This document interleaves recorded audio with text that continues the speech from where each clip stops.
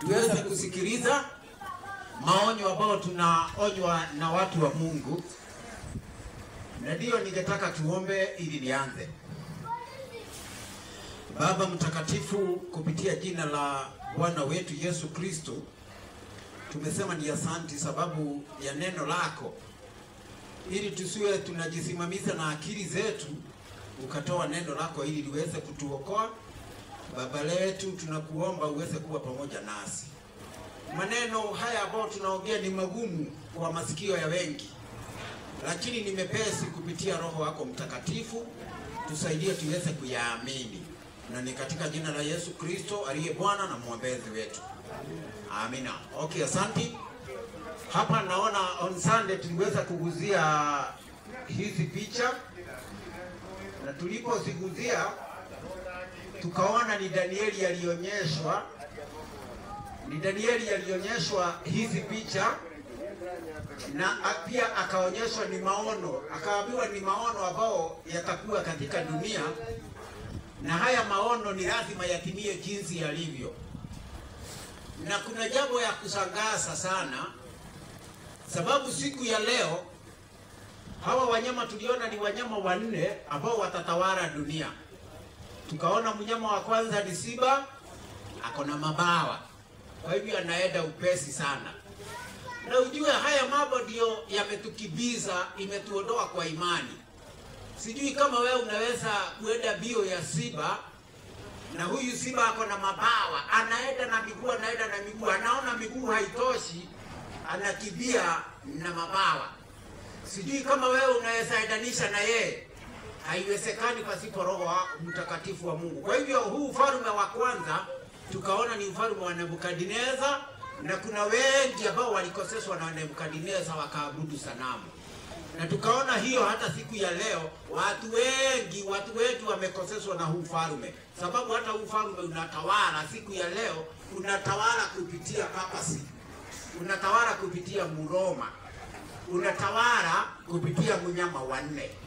Na leo tulisema tutaongea kuhusu hawa mama wawili tulisema tutaongea, lakini vizuri niweze kufanya summary ya hawa wanyama wanne, sababu nitawaguzia tu tukiendelea, lakini ni vizuri niweke summary sababu wale hawakuwa. Tuliona hawa wanyama wanne, msomaji. Kitabu ni cha Danieli 7 mstari wa 17, inasema 16 na 17. Danieli ni 7. Danieli 7 16 na 17. 16-17. Kitabu cha Danieli 7. Danieli 7. Pumzi la Mungu nasema hivi, na iseme, nikamkaribia mmoja wa hao waliosimama karibu. Danieli 7:17. Hebu soma 17. 17 inasema hivi, wanyama hao wakubwa walio wanne. Wanyama 1 2 3 4. Wanyama hao wakubwa wanne. Wanyama hao wakubwa wanne ndio walio wanne ni wafalme wanne. Kwa hivyo fikisha hapo. Biblia inatuambia ukiona mnyama katika Biblia ni wafalme. Kwa hivyo unaposikia mnyama anafanana na simba ni ufalme, na huu ufalme ni wa Nebukadneza. Na mfalme wa Nebukadneza akasema ni lazima watu waabudu sanamu. Na watu waliabudu, lakini Shadraka na Meshaki na Abednego wakakataa kuabudu sanamu. Wakaambiwa, na nyinyi mnakataa kuabudu sanamu, tutamrusha katika moto. Na Nebukadneza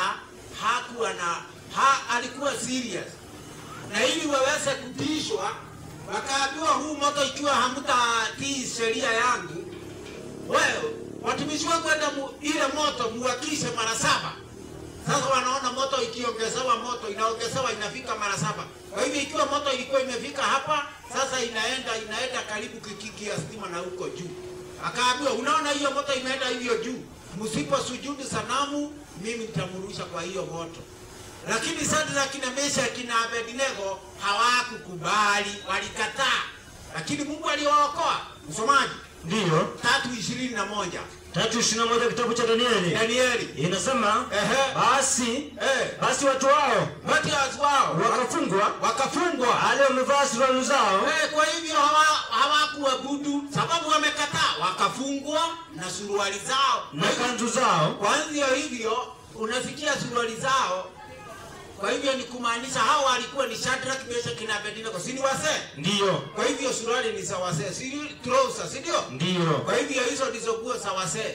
Na wamama wanaambiwa asivae nguo za wazee na wazee wasivae nguo za wamama. Kwa hivyo Biblia inaonyesha hapo walikuwa wamevaa suruali. Mwanamke anafanya nini na suruali? Ndio ya mwanaume. Na tena wanaenda nayo kwa ibada. Tumesomeshwa hapa wanaenda nazo kwa ibada. Hiyo ibada Mungu haijui. Kwa hivyo wakaingizwa ndani wakakataa. Alafu inaendelea kusema hivi. Inasema hivi 21. Danieli 3:21. Inasema hivi mwalimu. Basi watu hao wakafungwa wale wamevaa suruali zao na kanzu zao na joho zao na mavazi yao mengine. Endelea. Wakatupwa katika ile tanuru iliyokuwa ikiwaka moto kubwa. Basi kwa sababu amri ya mfalme ilikuwa ni kali na ile tanuru ilikuwa ina moto sana. Na kwa ule moto, sijui siku ya leo watu wanakataa kuhubiri. Wale walihubiri ukweli wakasema sanamu hatuabudu, na wakaambia mfalme sanamu sisi hatuabudu. Hawakuenda hivi kando.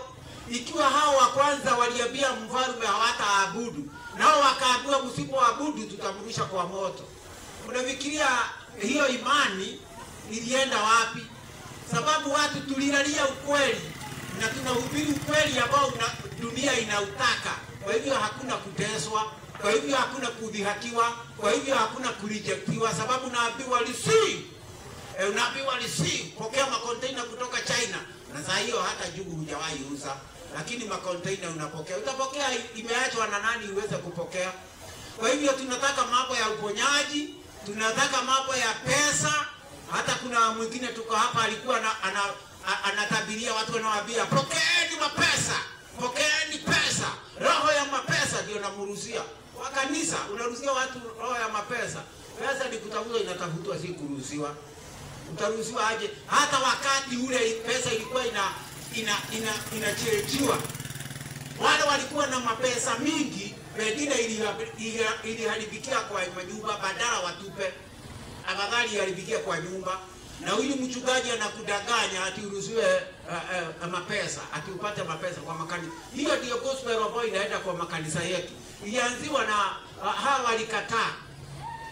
Waliambiwa abudu sanamu, wengine wakakubali. Shadrach na Meshach na Abednego wakasema hapana. Hata ikiwa tutaokolewa na Mungu wetu, hata ikiwa hatutaokolewa, sanamu hatutaabudu. Hebu sikia kama Mungu alikuwa upande wao. Endelea hapo chini.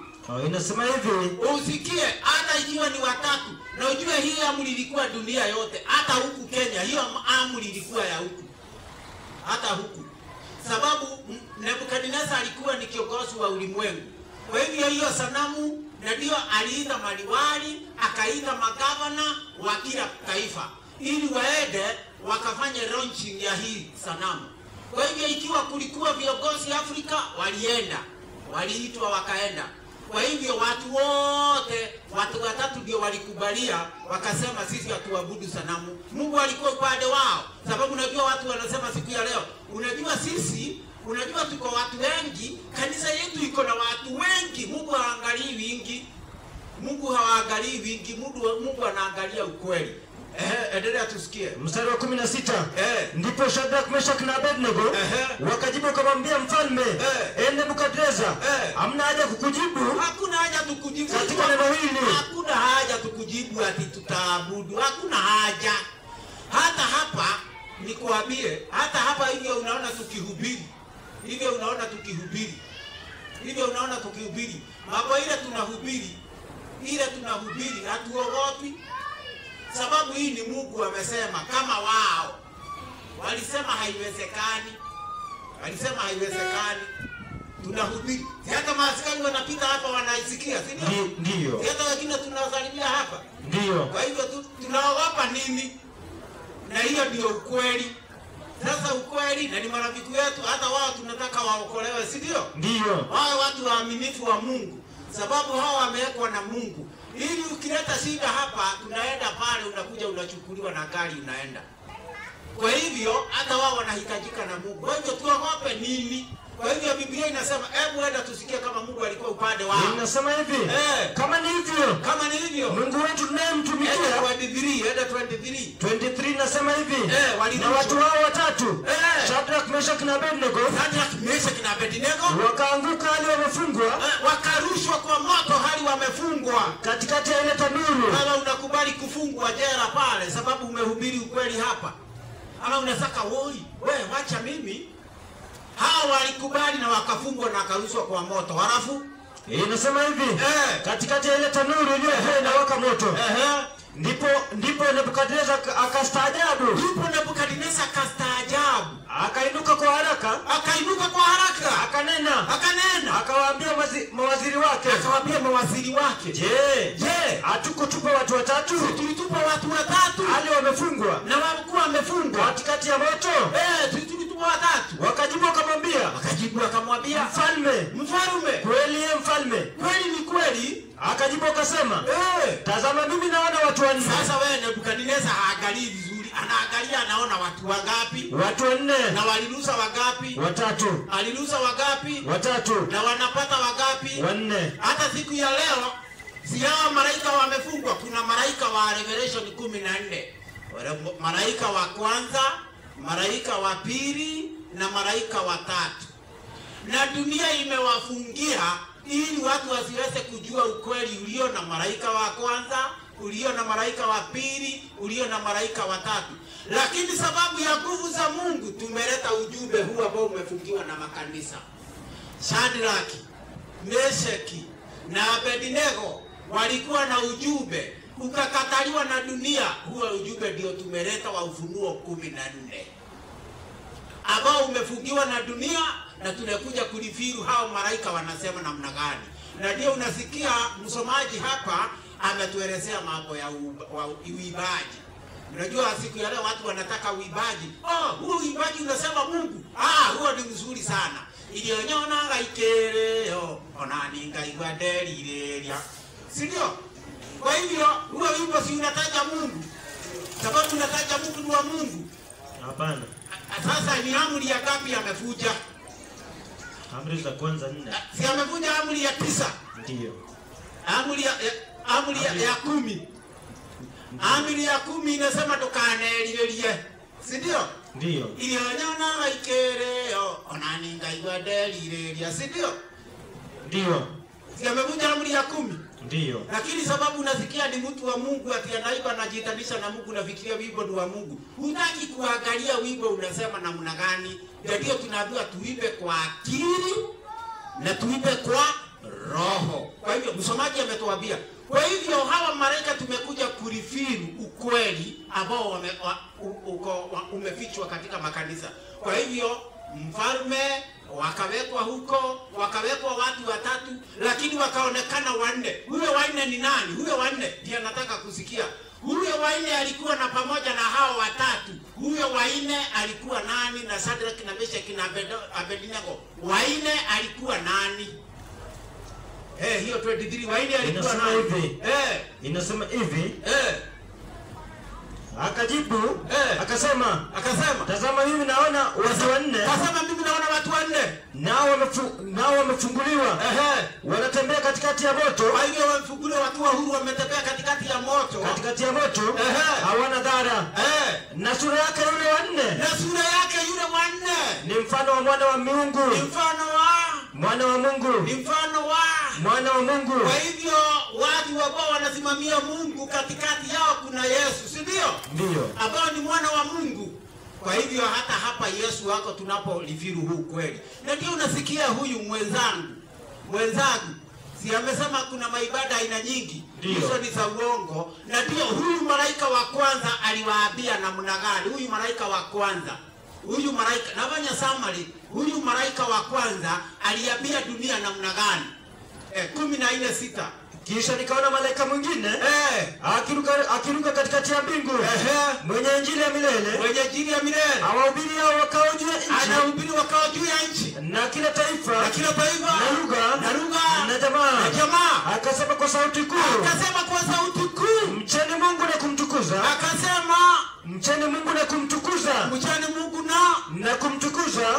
Kwa maana saa ya hukumu yake imekuja.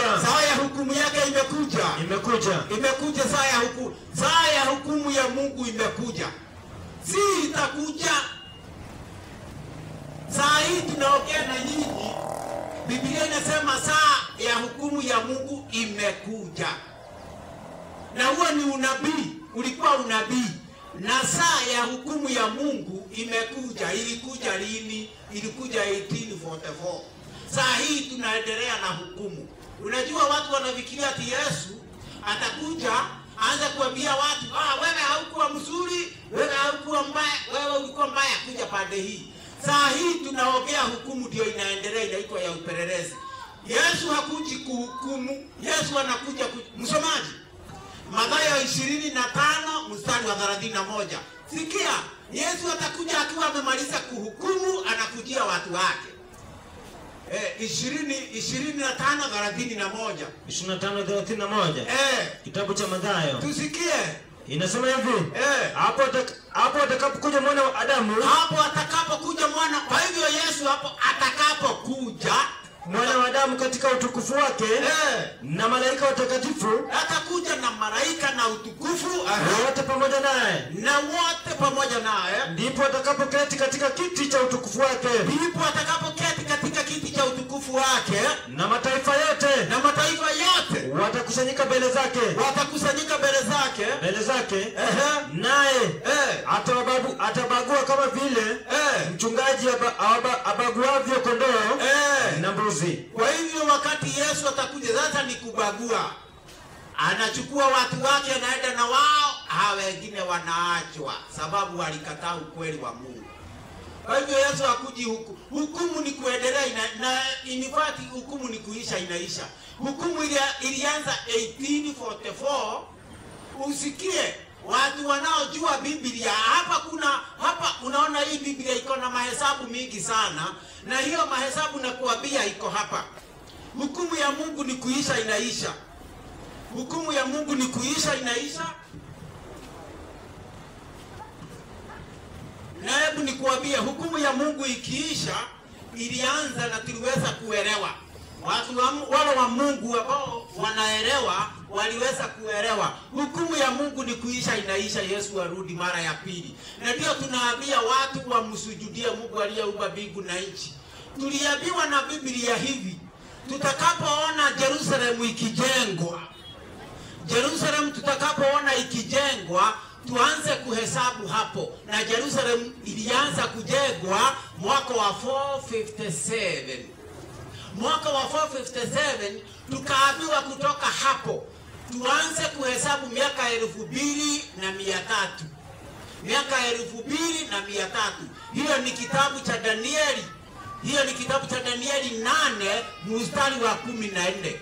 Na tutakapo hesabu, hebu msomaji nisomee hiyo asifikirie natoa kichwani mwangu. Kitabu cha Danieli 8:14. Tukaambiwa tuhesabu miaka 2300.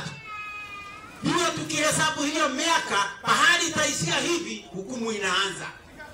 Kwa hivyo hukumu ikianza, Mungu ataanza kuhukumu hii dunia, na akimaliza kuhukumu ni kurudi, atarudi mara ya pili. Alianza ama hakuanza? Msomaji. Ndio. Inasemaje? Danieli 8 mstari wa 14. Na hii hata madhehebu yenu haiwezi pata.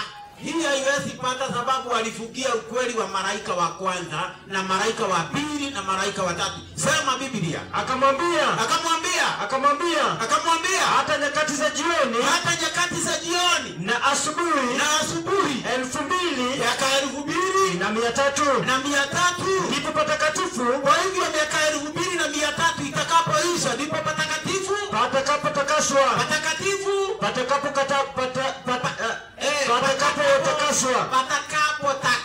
Kwa hivyo anaambiwa miaka 2300 ikiisha, patakatifu patakaswa. Na hapo patakatifu ni wapi? Huku duniani hakuna mahali patakatifu. patakatifu. Hata huko unasikia ati Baba Mtakatifu anakaa huko, si patakatifu. Hiyo ni uongo, na huyo anaitwa Antichrist. Kwa hivyo patakatifu ni pa mbinguni. Unapotubu dhambi zako, unapofanya dhambi zako, zote zinaenda katika kitabu ya mbinguni. Kwa hivyo dhambi zako zinaharibu patakatifu pa Mungu mbinguni, sababu hujatubu, na rekodi hiyo iko mbinguni. Rekodi ya dhambi yako inawekwa huko juu mbinguni. Na ndio Mungu anasema wakati miaka 2300 itakapoisha, patakatifu pa mbinguni patatakaswa. Kwa hivyo patikitakaswa, kutakuwa namna gani? Ndio Mungu ataanza kubagua, hii ni ngano, hii ni dawani. Saa hii tunaendelea watu katika makanisa. Biblia inasema kutakuwa watu wawili wakienda, mmoja atachukuliwa na mmoja ataachwa. Wewe unafikiria ati kama huyu wako hapa, atione ameponyoka ameenda, haya tulikuwa na yeye wapi? Si ameenda? Unafikiria ni hivyo? Hapana. Ni hii. Mmoja atakubalika mbinguni, tukiendelea tu hivi. Hata hapa kuna watu judgment itafanywa. Huyu amekubali, amekubalika mbinguni. Huyu amekataa, hajakubalika mbinguni. Kwa hivyo mmoja atachukuliwa, mmoja ataachwa katika hukumu, na inaendelea saa hii. 1844, miaka hii 2300 ilianza 457. Tunaambiwa tu count miaka 2000, miaka 2000, miaka 2001, miaka 2100, miaka 2200, miaka 2300 iliishia 1844. Ilipoishia 1844, hukumu ya upelelezi ikaanza. Na hapa ndio tulianza kanisa inaitwa kanisa la Laodikia. Hiyo pengine ni mambo magumu kwako, lakini kanisa ya mwisho ambayo itakuwa wakati wa mwisho ni kanisa inaitwa Laodikia. Na hiyo kanisa ni kanisa Laodikia, ni kusema judgment. Kwa hivyo ni kanisa ya wakati wa judgment. Kwa hivyo saa hii tunaishi katika kanisa ya 7, kanisa ya judgment, wakati hukumu inaendelea. Ilianza lini? 1844 October 22. Na kitabu yako ikichukuliwa kuanzia hapo mpaka saa hii, kitabu yako ikichukuliwa hivi, haitachukuliwa tena. Umekubalika ama umekataliwa milele. Kwa hivyo hiyo hukumu ikiendelea na iishe, ni nini tutajua? Na watu wa Mungu watajua. Hiyo hukumu ya upelelezi ikiisha, hiyo ikiisha hukumu ya upelelezi ambayo ilianza 1844, hiyo ikiisha hivi tu tutajua na nini. Msomaji? Ndio. Ufunuo 16 mstari wa kwanza. Ufunuo 16 mstari wa kwanza. 16 kwanza inasema hivi. Nikasikia sauti kuu. Nikasikia sauti kuu kutoka hekaluni. Kutoka hekaluni. Ikiwaambia wale malaika 7. Ikiwaambia wale malaika 7. Endeni. Mkavimimine vile vitasa 7. Mkaminine vile vitasa 7. Kwa hivyo ghadhabu ya Mungu. Hiyo ni hasira ya Mungu 7. Ikamiminwa wapi? Juu ya nchi. Kwa nini? Endelea. Inasema hivi. Akaenda huyo wa kwanza. Akamimina. Sikia. Kitasa chake juu ya nchi. Hukumu ikiisha hivi, Mungu hana haja na dunia. Ameanza kumwaga hasira zake. Wa kwanza akamimina wapi? Akaenda huyo wa kwanza. Akakimimina kitasa chake. Akamimina kitasa chake juu ya nchi. Wakawa na jipu baya.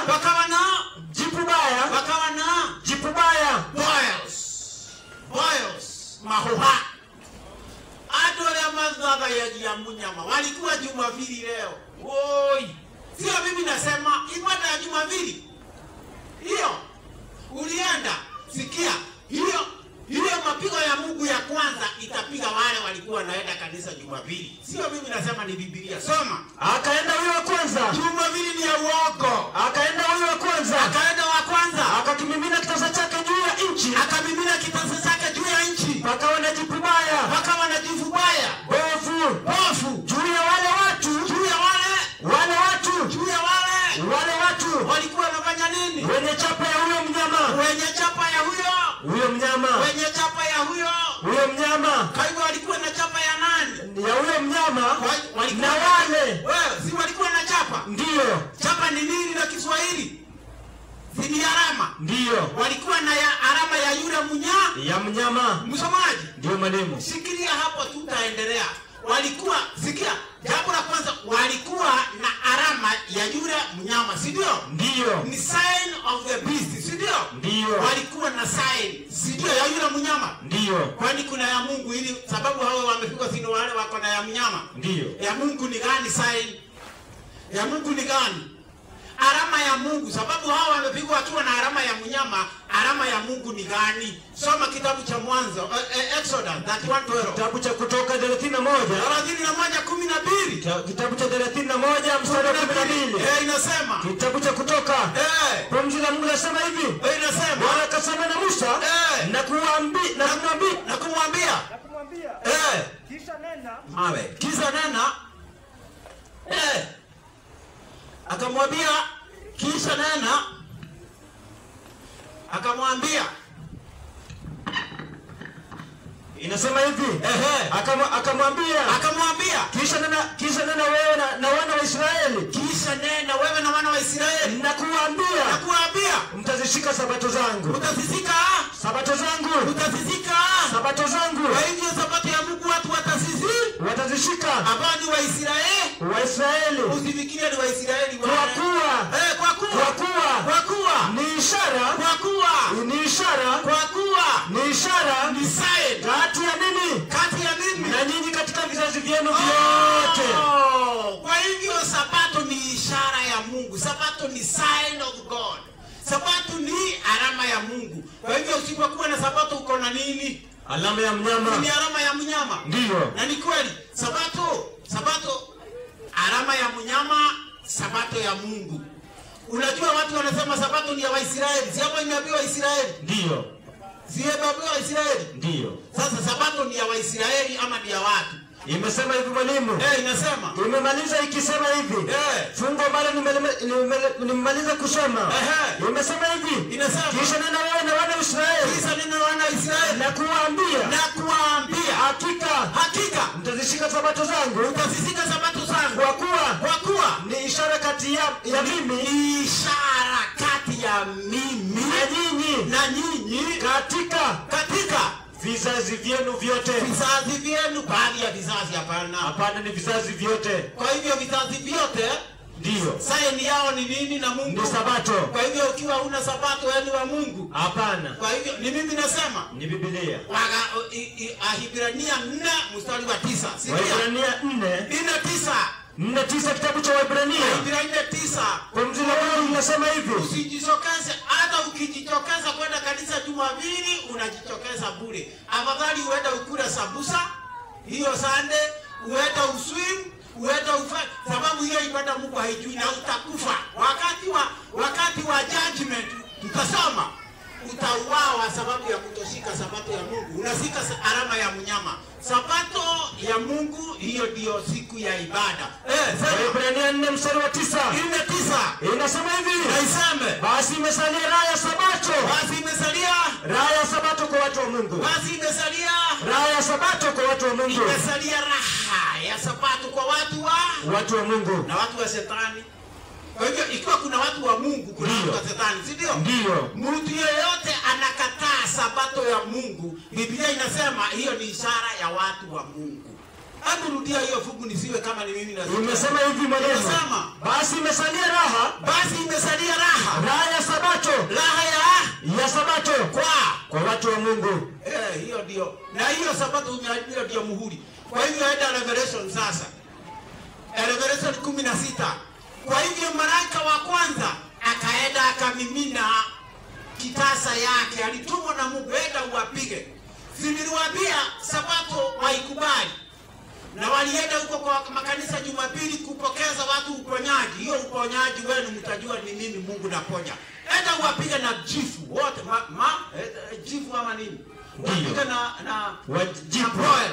Ndio. Wapige na boil. Wawe na vidoda ambao hasiponyeki. Hiyo ni ishara ya kwanza kuonyesha Mungu amemaliza kazi dunia hii. Kwa hivyo mtu yeyote amekataa amri ya Mungu ya 4, mapigo ya kwanza ni yake. Alafu inasema hivi mwalimu.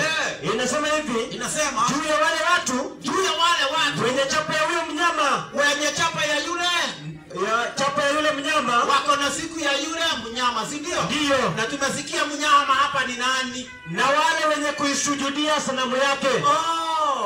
Kwa hivyo walikuwa na magobili, walikuwa na chapa ya yule mnyama, the mark of the beast.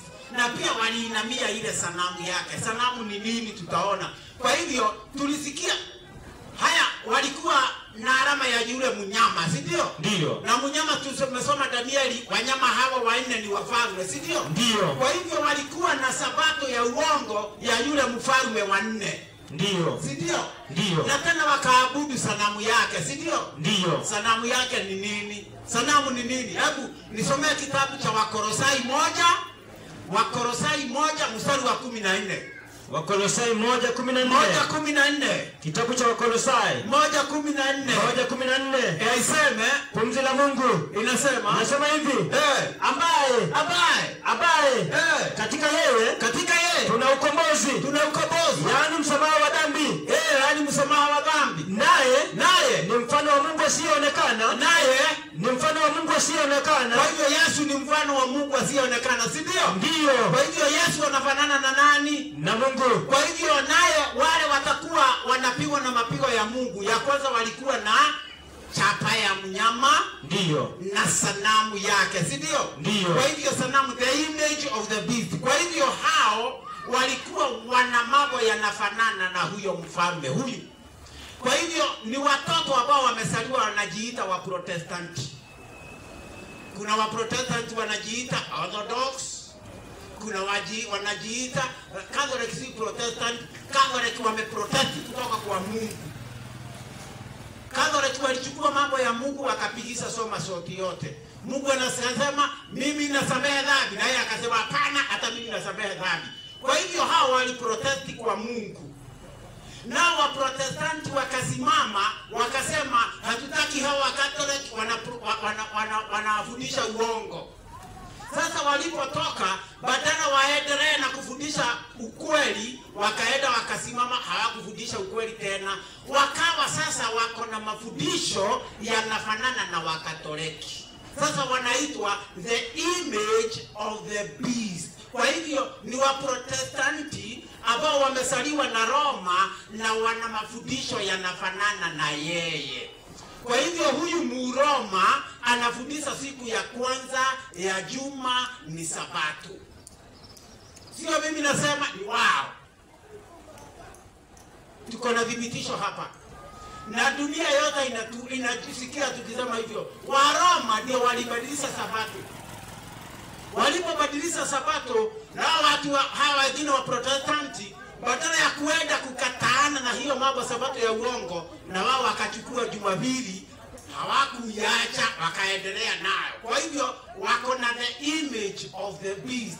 Wako na mafundisho yanafanana na Muroma ambao ni mnyama wa nne. Kwa hivyo wanafundisha mnyama wa nne ambao ni Muroma. Vatican anafundisha aje siku ya kwanza ya juma. Leo ni siku ya kwanza ya juma. Wanafundisha ndio Sabato. Na ndio siku ya leo ibada hiyo Mungu haijui. Haijui, huyu ndiye anajua hiyo ibada. Lakini Mungu hana habari na hiyo ibada. Hata haijaingia kwa mawazo yake. Na kusikia wahubiri wenu hawatamwambia msomaji. Ezekieli 22:26. Unafikiria mhubiri wako atakuelezea haya mambo? Sikia vile wanafanya. Sababu wao ni sanamu ya huyu mnyama. Wanakubaliana na huyu mnyama. Na ndio wanapigwa na mapigo ya Mungu. Pigo la kwanza ni wale wanajiita wa Protestant na wale wanafundisha Katoliki. Hiyo ndio pigo ya kwanza yao. Inasema aje? Ezekieli, kitabu cha Ezekieli. Kitabu cha Ezekieli. Ezekieli 22. 22. Mstari wa 26. 22:26 inasema. Pumzi la Mungu linasema hivi mwalimu. Sikia pastor wenu vile anaambiwa na Biblia. Inasema hivi. Inasema makuhani wake wameihalifu sheria yangu. Makuhani ndio wameharibu sheria ya Mungu. Makuhani si mtu huyu mrefu, ati unaona mtu mrefu anaenda akibaja hivi akiamelewa.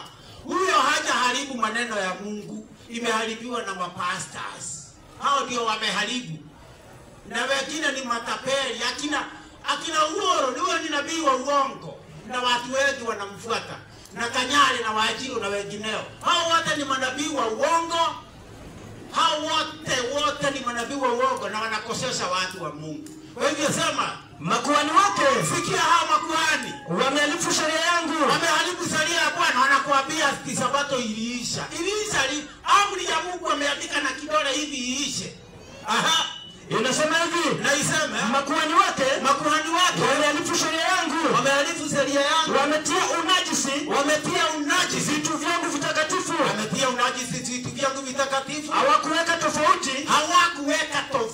ya vitu vitakatifu. Hawakuweka tofauti. Hii ni siku ya ibada, hii ni siku ya kwanza ya juma. Hawakuweka tofauti. Wanasema siku ni siku. Hawakuweka tofauti. Wametia unajisi vitu vyangu vitakatifu.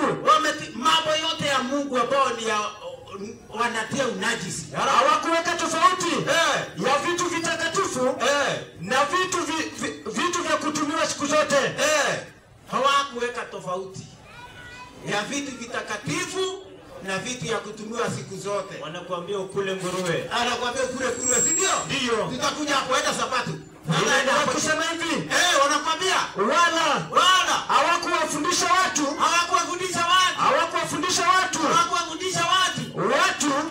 kupambanua vitu vichafu na vitu vilivyo safi. Na wamefumba macho yao. Wanafunga macho hasione. Amefumba macho yao. Anajifanya kama haoni. Wasiziangalie Sabato. Anafunga macho hasione. Asiziangalie Sabato. Waajiri wanafunga macho masione. Asiangalie Sabato. Asiangalia nini? Sabato. Kwa hivyo hata Sabato wanafunga macho ili wasizione. Sasa kuna mapasta wanapitia hapa. Ndio. Wakuje waseme Sabato ni Jumapili. Wakuja hapa. Hawawezi. Wakuje waseme Sabato ni Jumapili, si Jumamosi vile tunasema. Wakuje waseme. Kwa hivyo Biblia inasema hawakufanya watu wapambanue mambo matakatifu na sio matakatifu. Kwa hivyo ibada ya Mungu ikahamishwa, ikachukuliwa ibada ya Mungu, ikahamishwa, ikapelekwa Roma. Ibada ya Mungu ikapelekwa Roma. Badala ibada ya Mungu iende juu mbinguni, ikawekwa wapi? Roma. Si ndio? Ndio. Siku ya leo ndio unaona watu wanaenda makanisa bila kujali. Wanafunga manywele, wako na mamidira, wako na marongi, na hawaoni hiyo kama ni baya. Hiyo ibada Mungu hajui, na hawezi Mungu kukubali ibada kama hiyo. Msomaji? Ndio mwalimu. Mungu hawezi kubali hiyo ibada. Ama anaweza? Hapana. Ndio watu wanaambiwa wamrudie Mungu aliyeumba mbingu na nchi na chemichemi ya maji. Msujudie ndiye aliyeumba mbingu na nchi. Kwa hivyo ndivyo Biblia inafundisha. Kwa hivyo huyu malaika amefichwa makanisa wasiweze kumjua malaika wa kwanza, malaika wa pili, malaika wa tatu. Lakini sababu hii ilikuwa ni summary, hebu tuende huyu mnyama wa 4 ni mshikanisha na Ufunuo 12 na Ufunuo 17. Nifanye summary yake ili watu waweze kuelewa. Na hebu nikuambie wewe, ukipatikana katika huyu mama, unaona huyu mama ako mwekundu hivi na amebebwa na mnyama. Ukipatikana katika huyu mama, mbinguni hauko. Hebu tusomee tusikie. Danieli ni 7:23.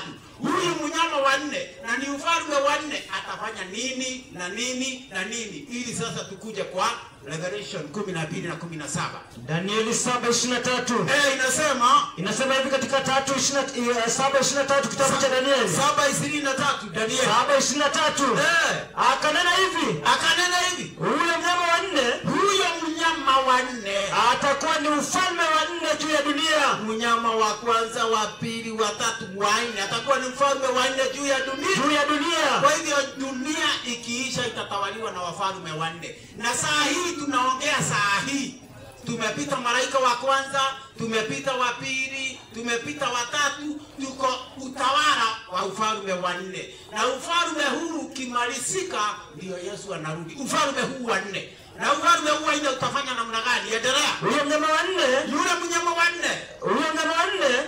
atakuwa ni ufalme wa 4 duniani. Ni ufalme wa 4 duniani utakaokuwa mbali na falme zile zote. Utakaokuwa mbali na falme hizi zote. Na utakula dunia yote.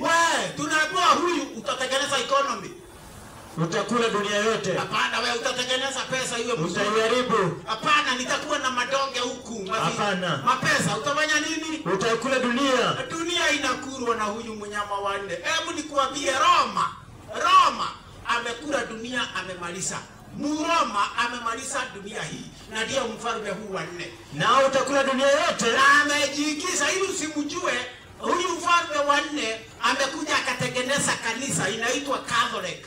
Ametengeneza hiyo kanisa, amejificha kwa hiyo kanisa, anasema ni yeye anasimamia ukweli.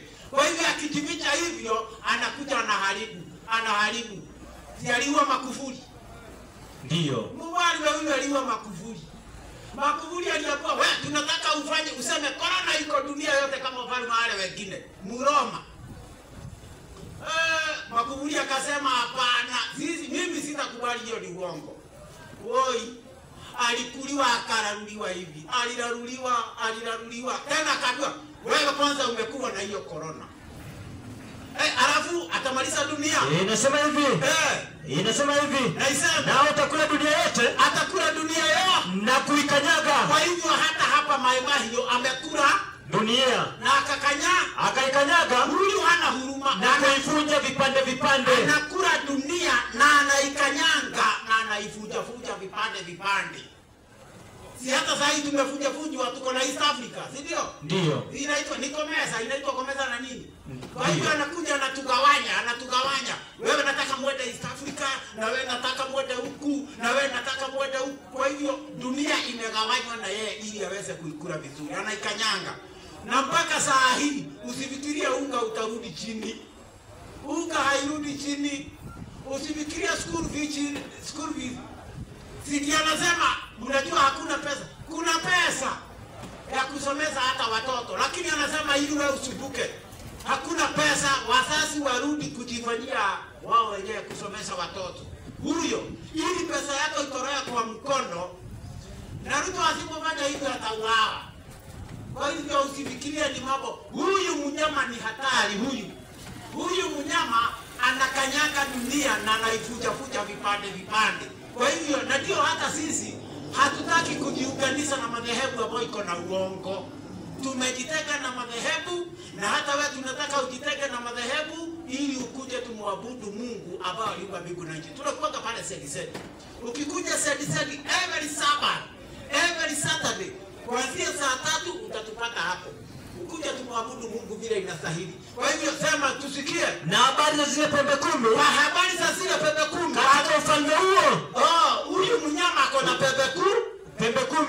Ufalme huu wataondoka wafalme 10. Kwa hivyo ufalme huu utakuwa na wafalme 10, si ndio? Ndio. Na ndio tuko na Germany, tuko na ilikuwa na Germany, kuna Portugal, kuna France, Italy, kuna Portugal, kuna England, Switzerland, England, na ingine utasikia iliharibiwa inaitwa Flanders, Hungary na Ostrogoth. Kwa hivyo walikuwa ni wafalme 10 wanatawala na yeye. Alafu na habari zile pembe 10 katika ufalme huo, wataondoka wafalme 10. Wataondoka wafalme 10. Na mwingine ataondoka baada yao. Na mwingine huyu ungekuwa hapa karibu ukiona katika hizi 10 kuna kaufalme kingine kametokea, kapembe kadogo kametokea. Alafu naye atakuwa mbali na hao wa kwanza. Kwa hiyo huyu kapembe atakuwa mbali na hao wa kwanza. Naye atawashusha wafalme watatu.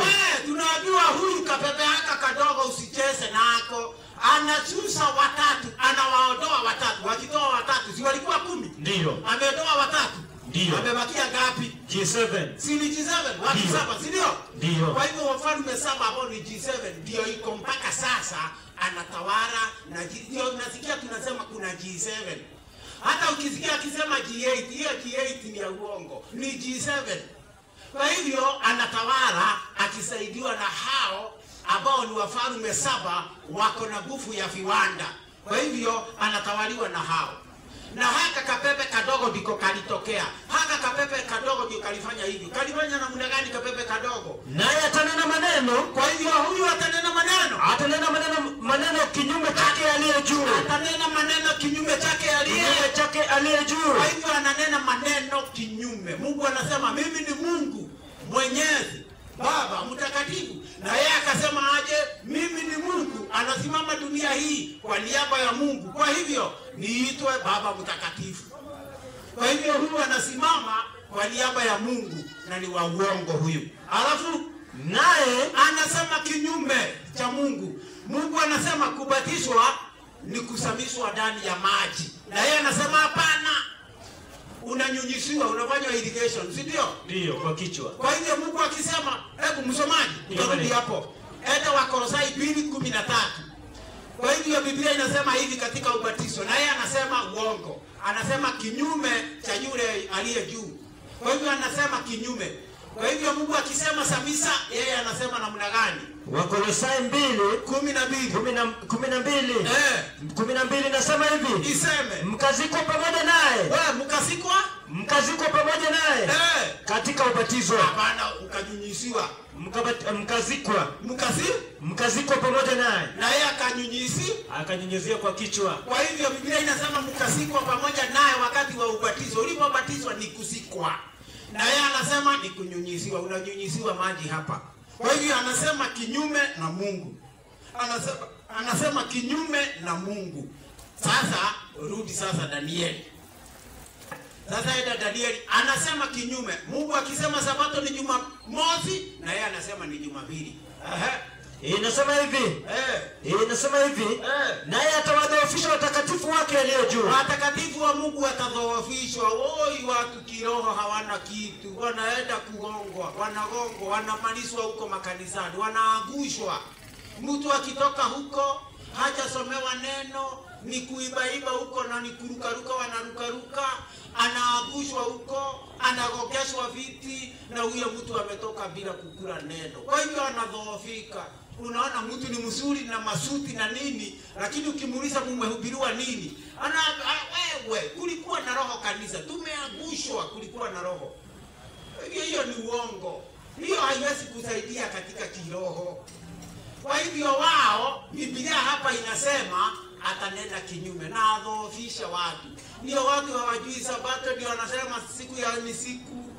Watu hawajui kukula nguruwe ni baya, wanaenda wanatafuna. Wala unaona mtu ameharibika uso. Unaona mtu anaanza kutoa minyoo ingine inatoka hata bila kwenda choo, inatoka yenyewe. Sababu ya kukula nguruwe. Inatoka yenyewe, unakula hizo vitu. Nilikuwa nakula hizo vitu wakati nilikuwa huko Catholic huko. Nilikuwa naenda nikitoka kanisa naenda na kunywa supu ya nguruwe na nakula nguruwe. Nilikuwa natoa hizo vitu, inakaa kama kaba. Hizo vitu ni mbaya. Mungu anasema, wewe msomaji, ndio kula nguruwe uende mbinguni tuone. Sema. Hapana. Kitukia kama utaenda mbinguni. Hata ukigoga darama, hata ng'ombe ilikuwa inakula nyasi, unagoga darama, ng'ombe inaanza kusimama hivi, inaanza kurusha kichwa hivi, sababu yasikia unagoga darama vizuri. Inaacha kukula. Na unakula nguruwe, uongo. Huendi mbinguni. Soma Isaia 66:17. Inasema hivyo. Katika 66:17 kitabu cha Isaya. Na iseme. Inasema hivi. Sio mimi nasema. Watu wale wajitakasao. Wewe inasema. Watu wale wajitakasao. Hebu nikuambie, ukikula nguruwe usoee. Nikwambie mambo ya ukweli, hutakubali. Unajitakasa, unasema ukweli ni uongo. Watu wanajitakaza. Watu wale wajitakasao na kujisafisha. Wanajisafisha, wataki kusafisha katika bustani. Wanaenda katika bustani. Nyumba yake aliye katikati. Wakila nyama ya nguruwe. Wakila nyama ya nguruwe. Wakila nyama ya nguruwe. Na machukizo. Na panya. Watakoma pamoja. Asema Bwana. Watakoma pamoja. Asema Bwana. Sio mimi nasema, ni Bwana. Sio mimi nasema, ni Bwana. Mtu akukula nguruwe ataenda mbinguni. Atamalizwa na Bwana. Mimi nitataka mwalia jalia. Niye terali Yesu aletio ne Ngai. Kwa hivyo ile Mungu amesema ndio mimi nasema. Kwa hivyo mimi sitaki kusimama na akili yangu ili ufikirie nimekuja kukujaji. Ni Mungu amejaji, hiyo sio mimi. Si ndio? Ndio. Na ndio hata mimi naajibiwa ni jaji. Nikijaji ni jaji ukweli.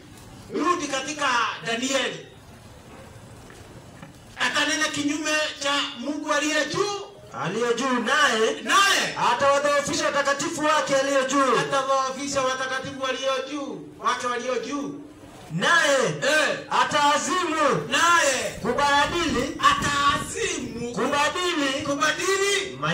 kubadili majira masaa, si ndio? Ndio. Na nini kingine? Na sheria. Kwa hivyo ufalme huu wa 4 tunaambiwa jambo moja utafanya, utaazimu kubadili majira na sheria. Masaa ilibadilishwa. Ndio. Si msomaji umetusomesha hapa, ukatuambia vile masaa iliharibiwa. Huyu aliharibu masaa. Unaona hivyo jua imetua, watu wetu wanasema ati saa hii ni Jumapili usiku. Uongo.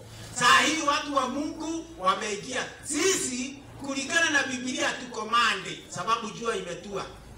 Jua ikitua hivi pale tumeenda usiku wa siku nyingine. Kwa hivyo wewe ukingojea mpaka saa 6, sisi tumeruka siku kitambo. Saa hii jua ikienda pale imeenda, itaenda sasa itukomande usiku wa Monday. Jua iende masaa 12 express usiku wa Monday. Masaa 12 kuanzia saa 12 ende mpaka asubuhi. Jua ikitokea pale, jua liwe nyekundu pale kama vile imekuwa nyekundu pale, hiyo ni usiku wa masaa 10 na ngapi? 12. Alafu tutoke hapo jua imepatikana, tuende nywe na jua mpaka saa hii imeenda. Hiyo ni masaa ngapi? 12. Masaa 12 ya usiku na masaa 12 ya mchana inatengeneza siku moja ambayo ni masaa 24. Lakini masaa ya huyu ameharibu, hata huwezi elewa. Anakuambia asubuhi ni saa 6 ya usiku. Ati saa 6 ya usiku siku imeanza. Ati siku imeanza ni AM. Na huwezi toka kwenda kazi. Hauwezi toka kwenda kazi. Ati na PM jioni saa 6 ya mchana, ati sasa umeruka AM. Najua liko hapa. Umeruka AM, sasa tumeenda PM. Na ni saa 6. Sinaona huo ni muongo. Huyu ni muongo. Biblia inasema siku inastahili kuanza lini? From sunset to sunset. Mambo ya Walawi. Mambo ya Walawi. Haya yote nimekueleza iko kwa Biblia. Mambo ya Walawi 23:31 inasema hivi. Na iseme msifanye kazi ya namna yote. Msifanye kazi ya namna yote. Ni amri ya milele. Ni amri ya milele. Katika vizazi vyenu vyote. Katika vizazi vyenu vyote. Katika makao yenu yote.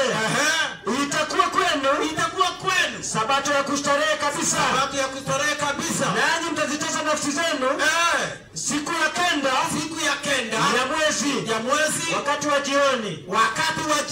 Tangu jioni hata jioni. Kwa hivyo siku inaanza jioni inaenda jioni nyingine. Kwa hivyo from sunset to sunset. Hiyo ni masaa 24 ya Mungu. Haya msomaji. Ndio. Hiyo si tumeona? Ndio. Masaa ingine imeharibiwa.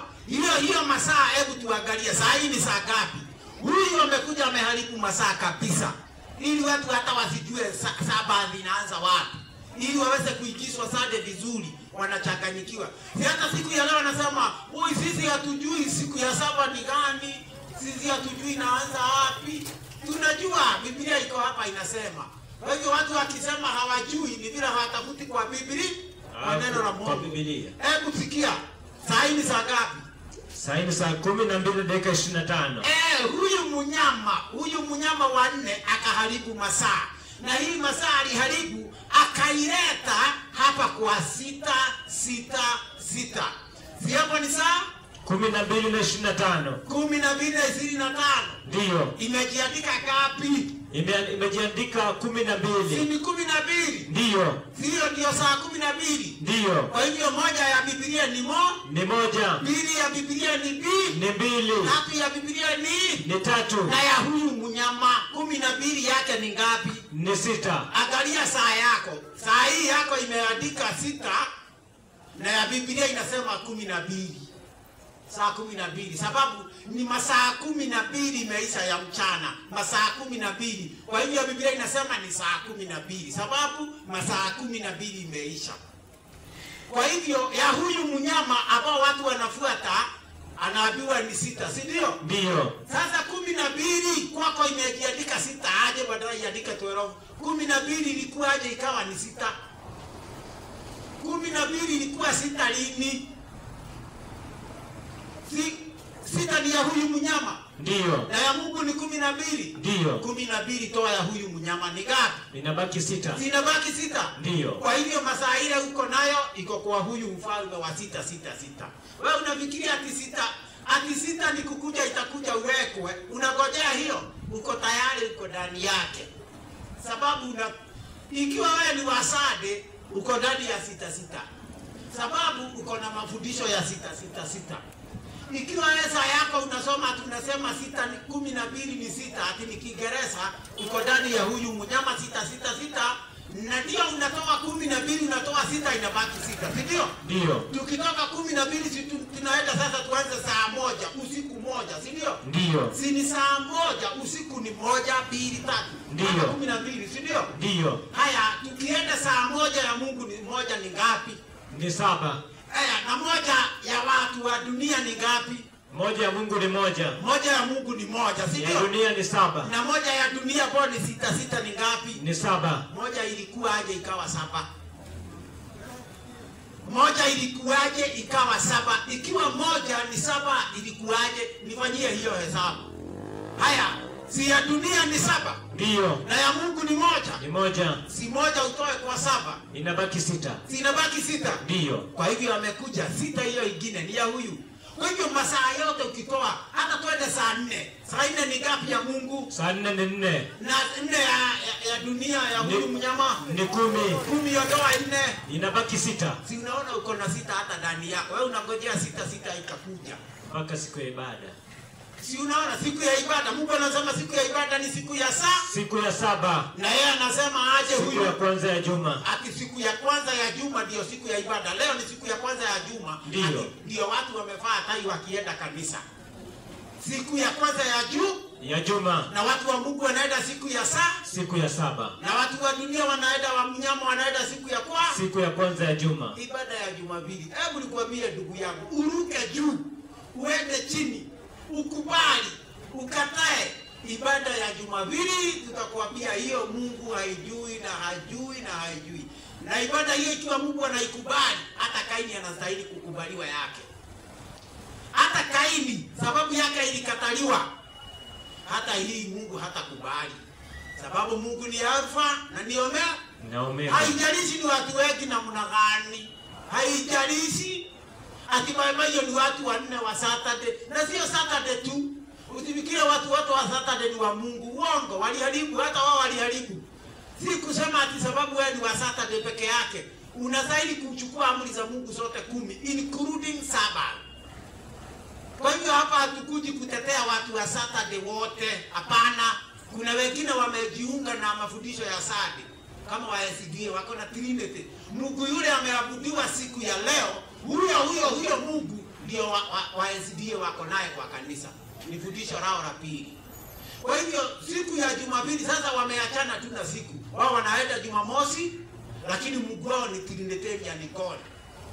Na hao wanaenda Jumapili wamekataa amri ya Mungu ya 4 na pia wako na Mungu wao anaitwa Trinity. Ati Utatu Mtakatifu. Mungu Baba, Mungu Mwana, Mungu Roho. Hata leo usione unataja Mungu mara 3 hapo. Hiyo ni Mungu mitatu. Mungu mitatu. Na Mungu anasema ni mmoja. Kwa hivyo Biblia inasema Mroma akaharibu nini? Masaa, si ndio? Ndio. Na akaharibu nini ingine? Sisi tumesikia sheria. Ndio. Sheria ya Mungu aliharibu. Sheria akaharibu. Siku ya ibada akaharibu. Si hata sanamu wameweka kwa makanisa? Ndio. Kwa hivyo akaharibu ibada, akaharibu masaa, akaharibu kila kitu. Watu siku ya leo wamedhoofika, hawajielewi ni twende na huku. Hata mwingine aliniambia si watu wote wanakujaga na Biblia. Sasa nyinyi sasa tutafuata nani? Wanakuja na Biblia lakini hawaamini hiyo Biblia. Hawaiamini. Sababu hawako na mafundisho mengine haipatikani kwa Biblia. Sasa fundisho la Jumapili utalitoa wapi kwa Biblia? Huwezi pata. Utalipata? Hapana. Sijui kama ulikuwa umesoma hii kitabu ya huyu. Ni vizuri ni. Ulikuwa umesoma hiyo? Hao ni wa Jehova Witness. Sikia. Hata wao walikuwa walienda kwa makanisa leo. Hata wanaenda kwa makanisa. Mtu anavaa nguo, anavaa suti, anaanza peperu, anaenda mpaka kanisa. Anavuka, anaenda pahali kanisa iko. Lakini hizi ni vitabu vyao hawasomi. Inasemaje ukurasa wa 250? Ni swali inasema hivi, Jumapili ilikuwaje kuwa sikukuu ya ibada kwa sehemu kubwa ya jumuiya ya Wakristo? Ilikuwaje ikawa ni sikukuu ya ibada kubwa kwa Wakristo? Jibu. Ijapokuwa Kristo alifufuliwa siku ya kwanza ya juma. Ambayo sasa huitwa Jumapili. Biblia haina agizo yoyote la kutenga siku hiyo ya juma. Siku ya Jumapili haina Biblia kuitenga siku hiyo ya juma. Huwezi teka siku hiyo ya juma kuwa takatifu. Huwezi teka ile takatifu. Ndio. Inaendelea kusema hivi. Inasema kutunzwa kwa jina lake. Kutunzwa kwa jina la kale la kipagani. Diasonis. Ilikuwa ni siku ya kipagani inaitwa Diason au siku ya jua. Hata wewe husikii, wewe unasema Sunday. Au siku ya jua. Kwa ajili ya sikukuu ya Kikristo ya kila juma. Kwa kadri kubwa na kwa sababu ya muungano wa upagani. Kwa sababu ya muungano wa upagani. Tueleze. Inaendelea kusema hivi. Na lililoitwa wazo la Kikristo ambalo kwake siku ya kwanza ya juma ilipendekezwa na Konstantino. Kwa hivyo Konstantino alipendekeza siku ya kwanza ya juma. Kwa hivyo wanaopelekea ibada siku ya kwanza ya juma wanapelekea nani? Konstantino ndiye alianza siku ya ibada ya Jumapili. Kwa hivyo hiyo ni ibada ya mwanadamu. Msomaji. Ndio. Tuende Mathayo. Tusikie ibada ya mwanadamu inakubalika na Biblia. Konstantino umetoa Jumapili na Wajehova Witness wametoa pia na hawasikii, wanaenda hiyo Jumapili. Tuambie Mungu. Mathayo 13:15. Mathayo 15 mstari wa 13. Mathayo 15 mstari wa 13. 15 nikimaliza. 15:13. Kitabu cha Mathayo. Linasema hivi. Inasema akajibu akasema kila pando